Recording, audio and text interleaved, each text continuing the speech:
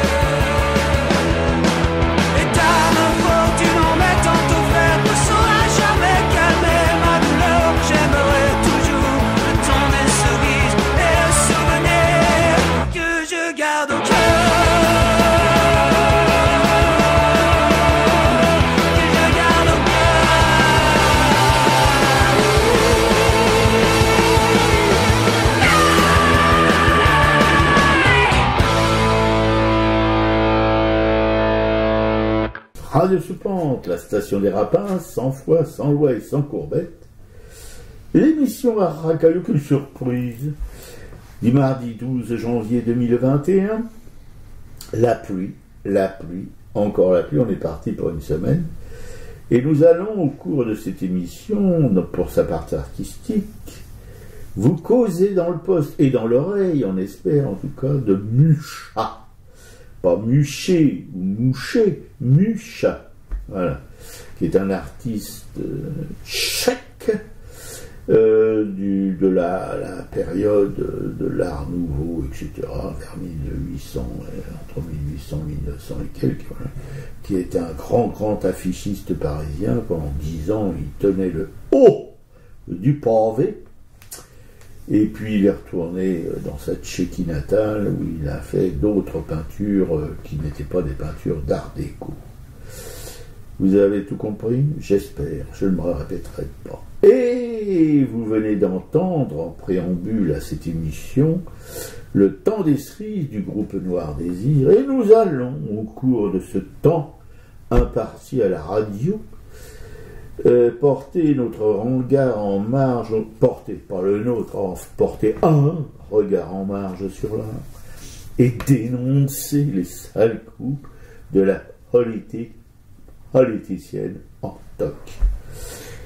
Ouais, bonjour tout le monde, et voilà, vous pouvez nous joindre comme d'habitude sur notre mail à tracaille@orange.fr ou sur le répondeur de Radio Soupente au 01 41 95 20 96. Les gens qui traînent la misère sont doux comme de vrais agneaux. Ils sont parqués sur cette terre et menés comme des troupeaux. Et tout ça souffre et tout ça danse pour se donner de l'espérance, pour se donner de l'espérance.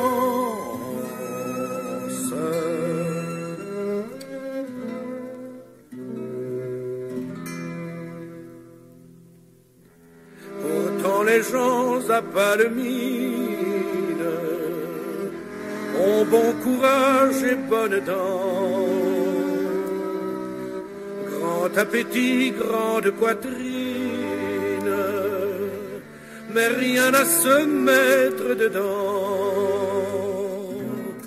Et tout ça jeûne et tout ça danse pour se venger de l'abstinence, pour se venger de l'abstinence.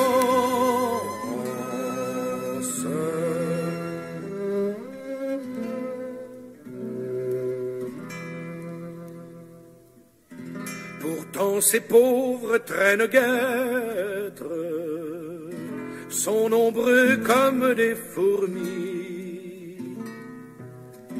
Ils pourraient bien être les maîtres, et ce sont eux les plus soumis. Et tout ça trime et tout ça danse pour s'engourdir dans l'indolence, pour s'engourdir dans l'indolence.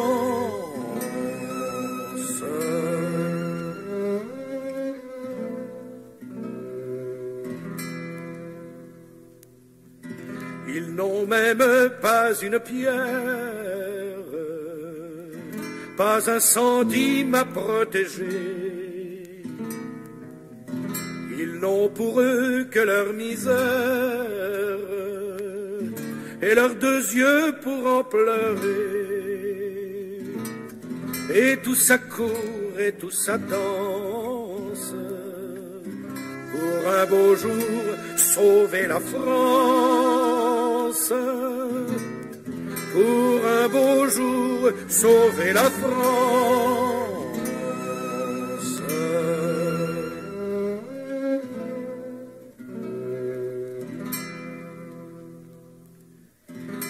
Au matin à la nuit noire,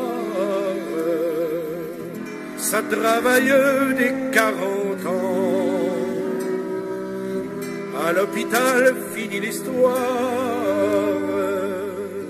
et c'est au tour de leurs enfants. Et tout ça chante et tout ça danse en attendant la providence, en attendant la providence.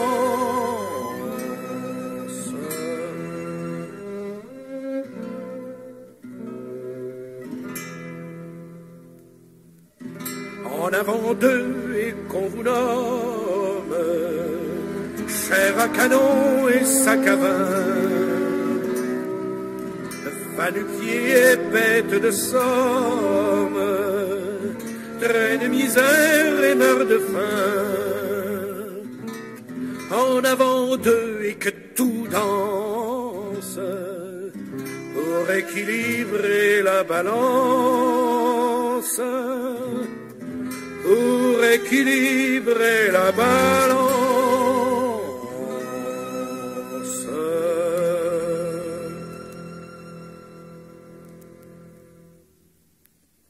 Les traits de misère, Marc Augeret. Oui, merci beaucoup, chers camarades, d'annoncer cette chanson merveilleuse de Augeret, encore une de plus avec sa voix, surtout c'est la voix d'Augeret, moi, que je trouve intéressante. Pour vous parler de Trompe la mort. Oui, Trompe la mort, même que j'insisterai en rétirant mon petit blabla et en travestissant ce titre par Trompe et la mort.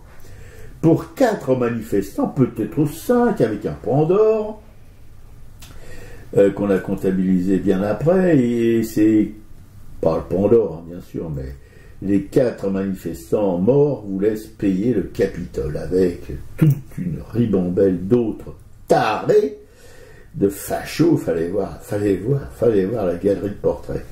Et ça en fait du bousin dans les médias France, ça ouais. Mais pourquoi donc? C'est pour l'Amérique. que même le président de chez nous en profite pour ramener sa science en pleine émeute à Merloc. Pourquoi donc? À 2h51 du petit matin, un chrono pour le moins insolite pour bavarder quelques minutes dans la téloche, alors que tout le bon peuple en écrase à cette heure préférée des voleurs. Et il y a voleurs et voleurs. Mais le cul pincé de l'Élysée sait profiter de toutes les occasions pour se mettre en scène et commenter l'événement comme si c'était lui qui en était la cause ou en cause. Comme quoi faut se méfier des séparatismes, encore eux, et tout ce qui peut diviser la nation, encore elle. Comprendre dans tout ça la gauche islamo-gauchiste, bien entendu, et tout ce fatras de comploteurs tistes et de diviseurs amateurs ou pros qui font chier le bourgeois, et le bourgeois, faut surtout pas le faire chier. Lui, le locataire du palais élyséen, non, pas du tout, c'est un roc. Ah bon? Quoi, vous vous en doutez, espèce de bachibouzouk que c'est peu dire, mais on le dit. Notre président, qui préside à nos destinées, faut pas lui dire la messe. Il a quand même maté cette bande de pieds nickelés de gilets jaunes. Quoi, merde. Il a quand même maté. Je répète, cette bande. D'accord, ça a pris du temps et de la force publique, une année des poussières, et il a fallu cette saleté de peste chine-tac pour que ça se calme. Enfin, presque. Quelques mains arrachées, quelques yeux crevés, et maints coups de gourdin, explosion de grenades, de désencerclement, de lacrymo, de nassage, même punition, même motif pour la réforme des retraites, et toutes les réformes qui étaient au tableau d'affichage, et 3 ministres de l'Intérieur plus tard. Le premier, pour cause de retraite prématurée, à Lyon. C'est ce qui ne lui a pas porté vraiment chance. Dans les limbes, ce vieux conte socialo à la mode de chez Tonton, et surtout de la ville du saucisson chaud. Pile Castagnette, un grand dépendeur d'andouille, et aussi socialo à la mode, on ne sait pas, on ne sait plus d'où, qui, à force de se faire péter la vodka dans ses bastringues de nuit du gros Paris d'aujourd'hui, a comme qui dirait, là c'est le directeur de casting et président de nos deux, Macron de la lanterne de Versailles et ta sœur El Balbeur, qui l'a viré. Et puis, on navigue à vue avec un troisième aussi con que les deux précédents, et qui se la joue New Circle, c'est dire la chose. Tandis qu'outre-Atlantique, la grande Amérique, une démocratie qu'on ne sait pas, qu'on ne sait plus non plus, a du mou dans les genoux, puisque vous savez, et que je ne vais pas encore, et encore bavocher sur. Mais que va devenir Trump, la mort, qui a fait vendre des masses immenses de papier de toilette d'information, et fait exploser les compteurs des indices d'écoute des télés et des radios. Le manque à gagner de ces pauvres gens. Je rappelle qu'en France, tous les gros moyens d'information, presse, papier et télévisuel, sont dans les mains de milliardaires. Mais s'il vous plaît, camarades et amis auditeurs de cette petite radio de nos deux, ne pleurez pas, non, ne pleurez pas, vous allez inutilement abîmer vos beaux yeux chassieux. D'autres bouffons vont combler le vide. Et il se peut aussi que votre clown préféré repasse les plats dans 4 années. À moins que je vienne d'apprendre que non, parce qu'il ne pourra pas, après cet appel à marcher sur le Capitole. Mais, rien de sûr. Encore là, une supposition de Gugus de l'info. Guignol pas mort, et ça passe vite, soyez-en rassurés, ou accablés, c'est comme vous voulez. Croix de bois, croix de fer, si je baratine, hop, direct en fer. Bof, il y a pire. Se lever tous les jours, après jour, se coucher tous les soirs, après soir, bouffer, se laver, se vêtir, et se gaver ses congénères. Ça, c'est l'enfer. Ouais, bah c'est vrai. Voilà, on souhaite quand même, on en parlait tout à l'heure, qu'une mesure d'impeachment sur Trump permettrait quand même qu'il évite de se présenter aux prochaines élections et qu'on en serait quand même peut-être définitivement débarrassé, au moins politiquement, quoi. Oui, mais peut-être parce que, comme je le dis dans ce petit bout de presse-papier, il y a beaucoup de chances évidemment qu'il ne puisse pas se représenter, mais il faut pour ça qu'une mesure on va parler français, d'empêchement, pas d'empêchement, soit votée, et ça va demander beaucoup de temps, il faudrait beaucoup d'exceptions à une règle établie depuis longtemps, depuis les pères fondateurs de l'Amérique, pour que ça se passe autrement. Parce que si effectivement cette mesure peut dépasser le temps de son... Parce que quand il va être... quand Biden va prendre le pouvoir, théoriquement, cette mesure devrait mourir, voilà, mais ça demandera plus de temps, et c'est là que les exceptions exceptionnelles d'exception peuvent entrer en jeu et permettre cette mesure qui, alors effectivement, l'empêcherait de postuler à nouveau dans 4 ans. Voilà. C'est la seule condition. Alors évidemment, les démocrates, en la personne de la Pelosi, qui a cette vieille peau de, je sais pas, 200 ans, là, qui est la présidente du Sénat, qui est vraiment une hyène, hein, parce qu'elle veut rien savoir, elle essaye par tous les moyens de le faire virer. Alors ils vont faire appel au vice-président, voilà, pour qu'il prenne la main, mais c'est pas sûr du tout que il le fasse. Il a l'air d'être quelqu'un d'assez fidèle, même s'il ne partage pas du tout les opinions de Trump, parce que, comme je le rappellerai, il a participé, si vous voulez, il participera en tout cas à la prise de fonction de Biden, etc., etc., quoi. Il a participé aussi si vous voulez, à l'officialité de la victoire de Biden au Congrès, c'est-à-dire Sénat et Chambre des représentants réunis. Il était là, il a participé. Voilà. Ouais. Ben alors moi, mon presse-papier, en fait, alors je vais commencer par une anecdote, en fait, qui n'en est pas tant une que ça. C'est la semaine dernière, on a fait une émission sur Jean-Jacques Lequeux, et donc j'enregistre mon émission et je mets toujours une miniature pour illustrer le petit film à image fixe que je fais sur YouTube. Et là, j'avais choisi une miniature qui représentait, je trouve, qui caractérisait bien le travail aussi de Lequeux. J'avais choisi une miniature, c'était une religieuse qui avait un sein découvert et qui avait un drapé à côté. C'est ça qui en forme de pénis. Enfin, qu'elle prenait le drapé comme si elle masturbait un vie. Voilà, sauf que c'était une gravure ou c'était un dessin de Jean-Jacques Lequeux. Et en fait, à peine ma vidéo mise sur YouTube, j'ai reçu le lendemain matin ce message qui me dit: nous vous informons que notre équipe a examiné votre contenu et a conclu qu'il ne respectait pas notre règlement relatif à la nudité et au contenu à caractère sexuel. Dans la mesure où vous n'avez peut-être pas réalisé que ce contenu enfreignait nos règles, votre chaîne ne recevra pas d'avertissement. Toutefois, nous avons supprimé le contenu suivant. Voilà, donc ils me disent que c'est la miniature, et en fait, ils expliquent quand même après qu'ils sont, que vu les conditions sanitaires, ils travaillent moins bien, ils ont moins de personnel peut-être que d'habitude, donc ils n'ont pas pu examiner complètement ce dont il s'agissait. Effectivement, on pourrait peut-être se dire que la culture étant absente de notre domaine depuis quand même assez longtemps, on ne sait plus ce que c'est qu'une représentation d'œuvre d'art. Voilà, c'est quand même c'est sidérant de voir ça. J'étais un peu estomaquée, donc j'ai tout de suite remis une autre miniature. Bon, je peux faire appel. Pour l'instant, j'ai rien fait, mais j'étais un peu quand même sidérée de voir que c'est la première fois qu'on nous refuse une miniature sur notre chaîne, quoi. Oui, mais regarde Facebook avec la naissance du monde de Courbet, quoi. Ils ont pareil. Ah ben, ils sont pas au courant qu'il y a des œuvres d'art majeures, voilà, et qu'on a toutes licences pour montrer des sexes féminins ou masculins, c'est depuis l'Antiquité. Il n'y aurait pas de sculpture grecque, il n'y aurait rien, si vous voulez, ou de peinture érotique romaine même, si ces GAFA avaient existé il y a 2000 ans, quoi. Ouais, c'est ça. Quand même. Ah, je pense qu'ils travaillent avec des algorithmes qui passent en revue. Ce sont des Américains.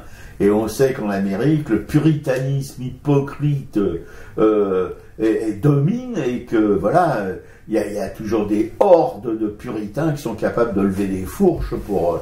bon, voilà. Mais là, je pense que c'est des analyses automatiques, en Ouais, fait, qui ne prennent pas en compte le fait qu'il y ait des œuvres d'art. Oui, non, mais peu importe, c'est que leurs algorithmes, ils sont conçus pour supprimer ces choses-là. Donc ça vient, l'algorithme, il décide pas tout seul comme ça. On l'a programmé. C'est-à-dire qu'il repère un sein et il repère un sein nu et en fait il supprime Mucha pour ses risques pour grand-chose. Voilà. Parce que lui, chez lui, il n'y aura pas vraiment trop de choses érotiques. Non, mais c'est absolument. J'étais un peu estomaquée quand j'ai découvert ça mardi matin. Donc voilà, je me suis empressée de changer la miniature. J'avais peur qu'ils aient supprimé tout l'enregistrement. Non, il y avait juste la miniature à modifier. Donc voilà. Sinon, je vais continuer avec mes petits élevages de visons, parce qu'effectivement, il y a un nouvel article dans Reporter qui date du 8 janvier, qui commence à pointer sérieusement les élevages de visons en Chine, je précise, à l'origine du Covid-19, que les indices quand même s'accumulent, ce qui exonérerait le pangolin de toute culpabilité, ce pauvre pangolin qui prenait tout sur tête. Donc ce serait bien quand même une transmission entre la chauve-souris et l'humain, mais via plutôt les élevages de visons ou le chien vivrin qui est également suspecté. Et ce qu'on sait, c'est que la Chine, pour l'instant, refuse l'entrée de l'OMS chez elle pour pouvoir mener une enquête. Donc on est quand même à presque 1 an de la pandémie et il n'y a aucune enquête pour l'instant qui a été menée, quoi. Oui, mais la pandémie reprend à... Alors bon. Voilà. Et on sait que la Chine est également le premier producteur mondial de fourrure, et on sait qu'il y a je ne sais plus combien de millions, je ne sais pas si c'est 50 millions d'élevages, enfin de bestioles élevées en Chine. Enfin, un chiffre impressionnant. Voilà, donc on ne sait pas si Oui. Oui, mais moi, ce qui m'intrigue, je t'en ai parlé déjà, et peut-être qu'il y a des gens qui se posent la question aussi, je ne sais pas. Pourquoi on n'attaque pas la Chine pour avoir pollué le monde entier, parce que ça vient bien de chez eux. Enfin bon, pour des choses beaucoup moins graves, on fout des procès au cul de tout le monde, etc., etc. Mais une pandémie qui détruit l'économie mondiale, etc., etc., on sait qu'on a identifié la responsabilité des Chinois dans ce coup de Jarnac, et voilà, ils continuent à interdire l'entrée de l'OMS chez eux, etc., etc. Voilà, c'est quand même curieux. Voilà, effectivement. Alors après, je pense qu'il faudra que l'enquête aille à son terme. Donc, on peut rappeler qu'effectivement, l'industrie de la fourrure, c'est 20 milliards de dollars annuels, c'est 50 millions de têtes. Donc, c'est absolument énorme. Et on sait que les élevages traditionnels, eux, ne sont pas infectés par le coronavirus. Les bovins, les porcins, les volailles, c'est vraiment pour ces animaux à fourrure. Donc, c'est le vison, le renard et le chien vivant. Et donc on aimerait bien que des enquêtes puissent se poursuivre. Qui sont des animaux sauvages. Des animaux sauvages, en plus qu'on élève dans des conditions complètement, enfin ça on l'a déjà répété plusieurs fois ici, donc on va pas revenir, et en plus le commerce de la fourrure, donc c'est quand même rien que ça, au départ une aberration, ce commerce de la fourrure, pour habiller qui? Pour habiller une bourgeoisie, une classe émergente qui n'a rien d'autre à faire que de parader avec ses bestioles sur le dos, quoi. C'est absolument... Tout à fait. Il y a eu une époque pas très lointaine où il y avait... où les bonnes femmes, ou les bons hommes, parce que c'est pareil, qui se baladaient avec des fourrures, étaient agressés dans la rue quand même, en France, ou en Europe, ou aux États-Unis. C'est marrant, tout ça s'est calmé. Là. On admet maintenant que les gens se baladent avec des fourrures d'animaux sauvages sur la peau. Ouais, je sais pas si on en voit tant que ça par ici. Je sais pas, mais si tu veux, on n'entend plus du tout parler de ces mouvements de défense des animaux qui quand même donnaient à des gens l'envie d'interpeller ceux qui les portaient, ces fourrures. Quoi. Ah ouais, moi ça m'est arrivé quand j'étais à Deauville, il y a très longtemps, ça me faisait plaisir. Il y a combien de temps il y a longtemps, il y a 30 ans. Voilà. Moi je me promenais à Deauville, de temps en temps. Ouais, voilà, c'est... Bon, enfin là vraiment, les indices se resserrent pour montrer qu'effectivement, ce serait vraiment le chaînon manquant, et il y a un scientifique, lui, qui est même plus... qui soupçonne vraiment le chien vivrin, voilà.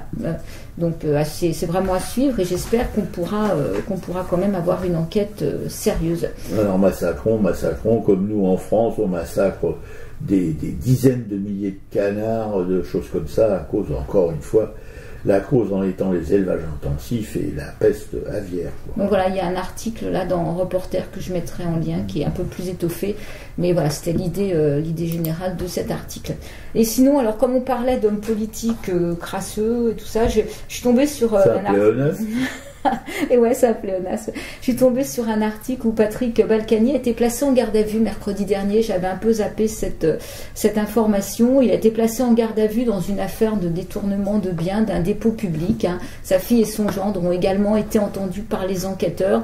Ça concerne la location d'un local à diverses entreprises, alors que c'est un local qui n'était pas censé être exploité. Oui, non, mais ces mecs-là, ils s'arrêtent jamais. Il s'arrête jamais. On peut rappeler qu'il a été condamné en septembre 2019 quand même à 4 ans de prison ferme et 10 ans d'inéligibilité pour fraude fiscale, qu'il a été qui est quand même sorti rapidement de prison. Et d'ailleurs, pendant le confinement en mars, on pouvait voir sur certaines façades que nous, on serait resté enfermés plus longtemps que Patrick Balkany. Je trouvais ça quand même très bien. Oui, et puis apparemment, il avait été question par un moment qu'on le vire de son musée, de son moulin de Giverny, etc., parce que c'était, comme toutes ses propriétés, c'était des trucs qui faisaient partie de ses magouilles. Bah, il est toujours là-bas. Enfin, bon. Et là, c'est sa fille, la fille qui aurait propriétaire de plusieurs entreprises, qui a bénéficié du local. Donc elle aussi a été placée en garde à vue, ainsi que son compagnon. Ils ont été entendus par les enquêteurs de l'Office central de lutte contre la corruption et les infractions financières et fiscales, qui ont pour l'instant le dossier. Donc il y a toujours une présomption. Il y a toujours une présomption d'innocence. Enfin, j'espère quand même que, même si globalement on peut dire qu'on est contre la prison, dans la mesure où la prison existe, ce serait quand même normal que des... Non, mais il n'y a pas besoin de les foutre en prison, c'est simplement de les priver de pognon. Voilà, c'est parce qu'il n'y a que ça qui peut les calmer, c'est de les priver de pognon, mais on ne leur privera jamais de pognon. La preuve que le paternel, qui a des ardoises colossales sur le dos, il est toujours dans ses propriétés, on ne sait même pas si celle de l'île Maurice, etc. Si voilà, ou ses palais au Maroc, etc. Non, tout ça, voilà, c'est les priver de leurs moyens. Voilà. Effectivement, c'est les mettre dans des logements, dans des logements HLM avec un SMIC pour vivre. Voilà, effectivement, ça serait vraiment là, ça serait la grosse punition, mais ils arriveraient quand même à truquer.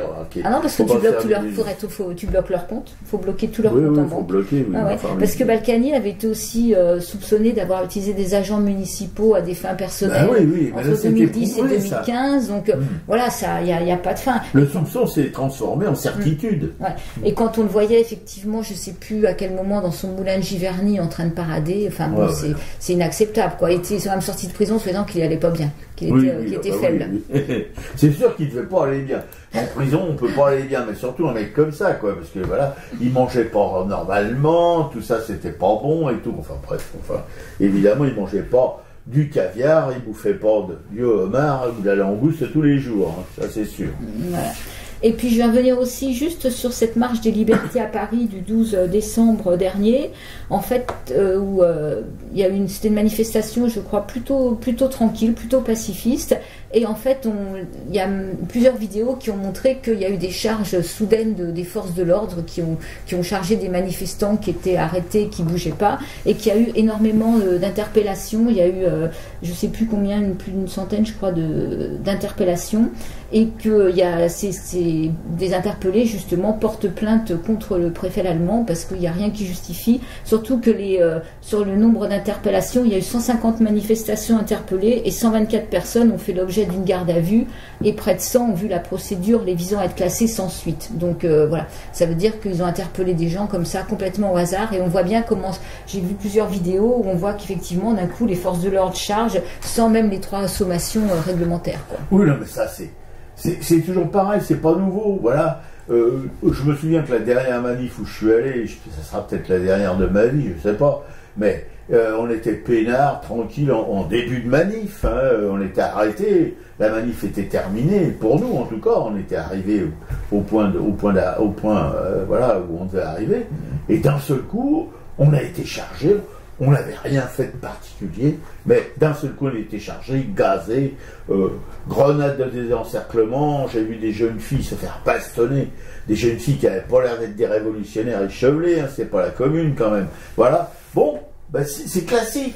quand on était aux Champs-Élysées aussi, tu te souviens, voilà, on s'est fait nasser, on n'avait rien fait du tout, mais on s'est fait nasser, et puis impossible de sortir de la nasse. Il a fallu que je me compromette, parce que j'avais un insigne de je sais plus quoi, de l'UGFP. C'était une manifestation quand c'était l'avenue de Netanyahou, là, à côté du petit palais. Ouais, là, voilà, je sais c'est plus ça, à quelle occasion il était venu, était reçu par Macron. Alors Dominique est à l'extérieur de la NAS, alors on se causait évidemment, et puis alors je essayais de négocier avec les gros bras là, de la police. Pourquoi je peux pas sortir? Ah non monsieur, il faut que vous enleviez votre badge. C'était un badge pro-palestinien ou je sais pas quoi, évidemment. Mais qu'est-ce que ça pouvait leur foutre? C'était pas pour un badge. Alors au début je me suis dit non quand même, rendez mon badge, cédez à la force publique, non. Et puis je me suis dit, putain, je vais pas, parce que j'étais debout en plus, et puis bon, voilà, et puis Dominique était en face, et puis moi je voulais la rejoindre, je voulais qu'on se barre.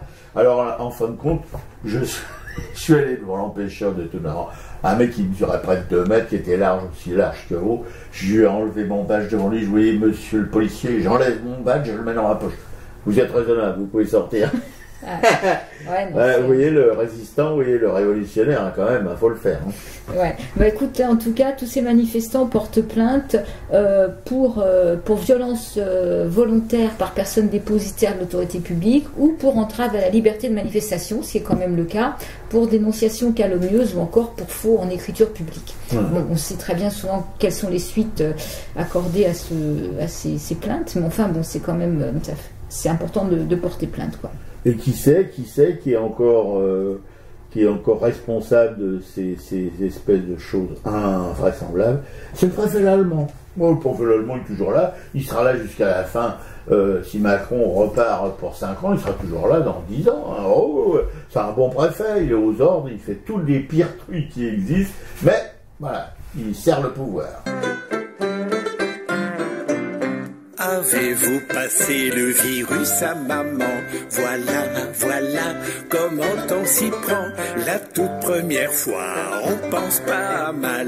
Aujourd'hui, le virus, ça semble banal. On va à l'EHPAD faire des embrassades à sa pauvre maman, que le dentier fout le camp. En plus d'être cardiaque, elle se paye un cancer. Heureusement pour elle qu'elle a un Alzheimer. Virus passé pour commencer. T'as les tuyaux plein les trous de nez. S'il prolifère, là c'est plus moche. T'as plus qu'à faire sonner les cloches. Pour passer l'année sans choper le virus, voilà, il faut de l'astuce avant qu'il n'attaque. Faut changer ton masque, puis te faire tester toutes les cavités. Fais bien le contraire de ce qu'ils disent de faire, car on sait maintenant qu'ils se bourrent tout le temps. Après le confinement, c'est à moins de macabé. Après le couvre-feu, y a 3 fois plus de bébés. Leur confinement, leur couvre-feu, c'est blanc bonnet, mais pas blanc bleu.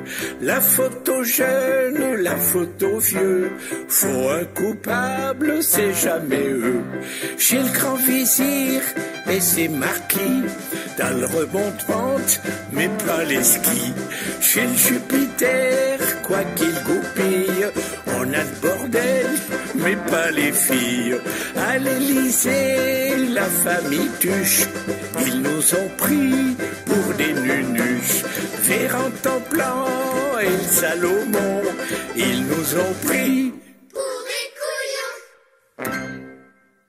Le virus à maman, la dernière chanson de Pierre Perret.